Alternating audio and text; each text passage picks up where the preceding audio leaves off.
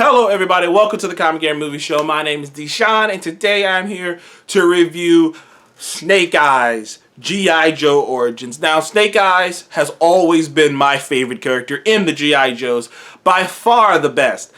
Snake Eyes, I love his origins, I love the costume, I love his outfit, I love the fact that he doesn't talk, I love his discipline, he's a ninja, so that just instantly gives it an awesome vibe for a kid growing up.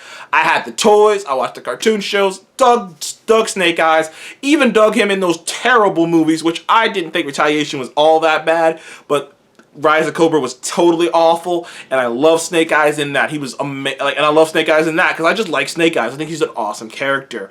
And when I heard that they were making this movie, I got excited. Of course, you get excited if you're a fan of the character. You get excited that they're gonna make another movie. And I think the G.I. Joe personally are untapped potential of a franchise. Like that should be a big franchise. Like G.I. Joe should be what the Fast and Furious movies are. Like G.I. Joe should be that. It should be at that level of popularity. Like I feel like they're missing the boat. Hasbro and the company also working on it, and Paramount are missing the boat.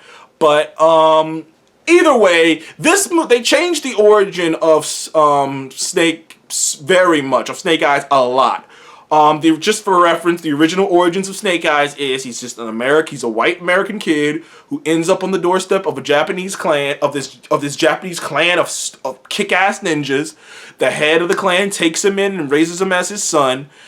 And raising him as his son, turns out Snake Eyes took to the training, took to the discipline, took to this world of ninjas so well that, you know, he was becoming one of the best warriors they had ever seen, and the head of the clan was going to leave the clan to Snake Eyes. Of course, Storm Shadow, growing up with Snake Eyes, being jealous of him, jealous of how his father treated him, snapped, killed the father, and ran away. And in that moment, that day, Snake Eyes took a vow of silence, and then he left the clan in pursuit of Storm Shadow to get vengeance for their fallen master. And you know, Storm Shadow aligned himself with Cobra, which led to Snake Eyes aligning himself with the G.I. Joes, and the rest is history. It's pretty much, after that, it's pretty much what, you know, it's what you get. You know, so it's not that complicated of a story. It's very traditional. You know, you've seen that kind of story before, but that's the story. And they change it up a lot for this. First of all, they show Snake Eyes seeing his father get killed at the beginning, and then him being like he's a grown-ass man. Like, he doesn't, like his training with the clan happens in the movie, in the context of the movie, which is maybe a week or two at best, maybe. It's not this whole him growing up in the clan and him being raised alongside, which they try to still do the brotherhood thing, but it's just different now. For like Storm Shadow, it starts off with Snake, like he's just fighting in underground fights just to see, just to try to find information on the guy who killed his father.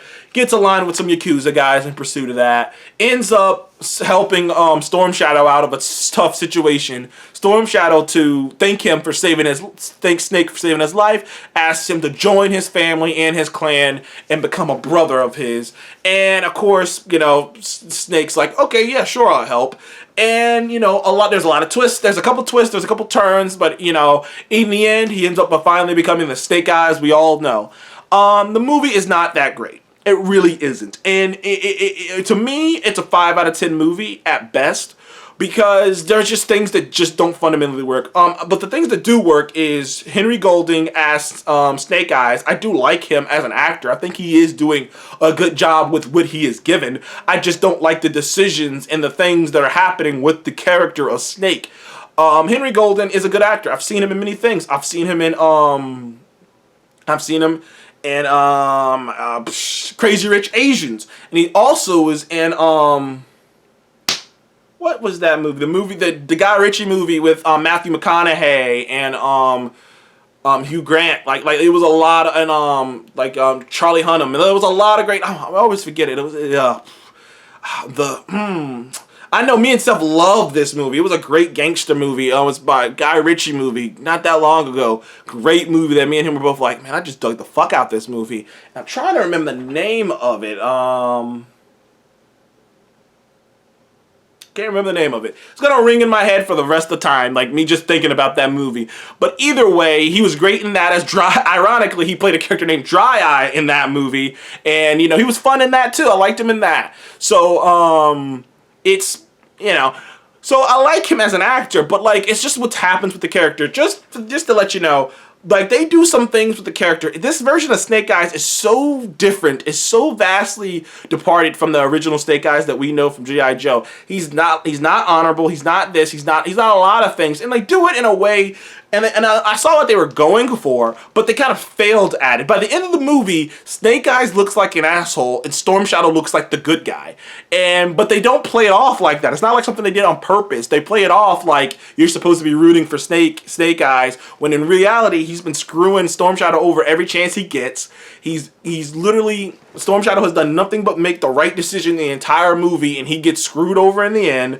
And Snake Eyes betrays him multiple times. I don't want to spoil anything for you, but that's kind of a problem when you think the main protagonist is kind of an asshole. He's kind of an asshole. I don't really like him by the end of it. Like not like him as in, oh, it was terrible acting. Just not like him as in, I don't think I'm supposed to feel that way for the character, but I do. Also, the shaky cam was pretty bad. A lot of there's action sequences, especially in the first 30 minutes. The first 20 to 30 minutes of this movie, you will not be able to really understand what the hell's going on in the action, because the shaky cam is crazy. And I've heard of shaky cams in other movies before, but the shaky cam in this one is, it is bad.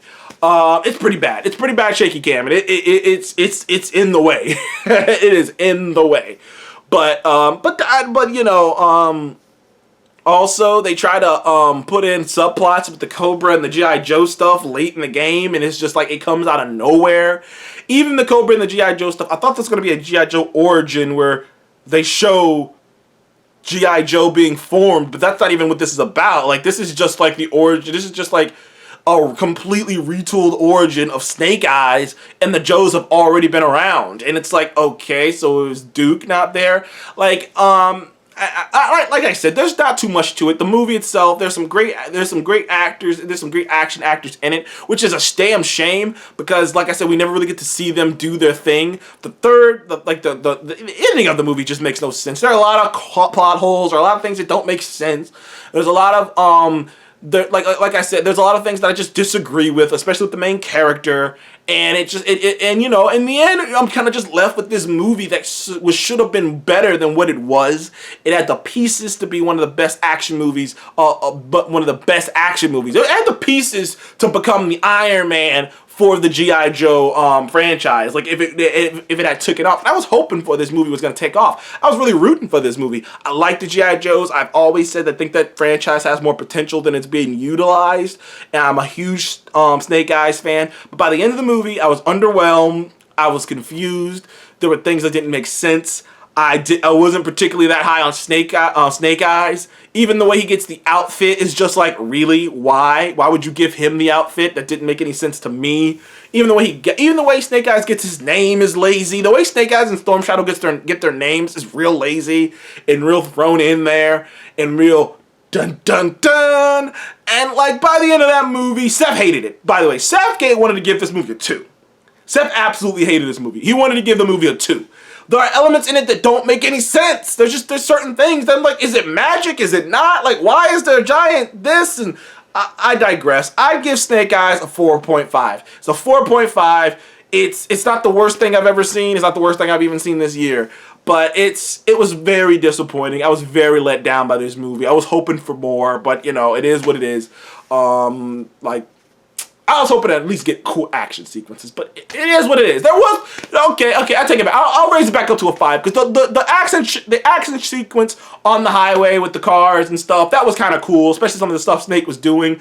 Though Snake's progress doesn't make a lick of sense, because essentially he's just a street fighter, and within like a day or two, he masters a katana and he becomes an accomplished ninja.